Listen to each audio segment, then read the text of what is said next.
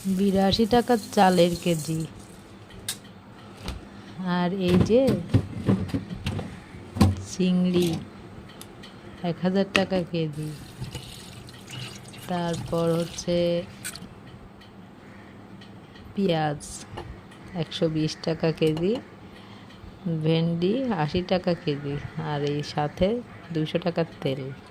ঠিক আছে, তো এগুলো দিয়ে আমরা যে রান্নাটা করব, রান্নার স্বাদ কেমন হবে জানি না, তবে জীবনমান উন্নয়নের জন্য আমাদের কোনো বাক স্বাধীনতারও দরকার নাই, কোনো জুলাই স্বাধীনতারও দরকার নাই, কোনো স্বাধীনতার দরকার নেই, আমাদের শুধু অর্থনৈতিক স্বাধীনতারই দরকার। আমরা দুইটা ভালো মন্দ খেয়ে ভরে বেঁচে থাকতে চাই, তাই ছাড়া আর কিচ্ছু লাগবে না। তো সেইটুকু নিশ্চিত করুক তো সরকার, আর কিছু লাগবে না। সেটুকু নিশ্চিত করলেই আমাদের সব কিছু পাওয়া হয়ে যাবে। আমাদের কোনো স্বাধীনতার দরকার নেই, স্বাধীনতা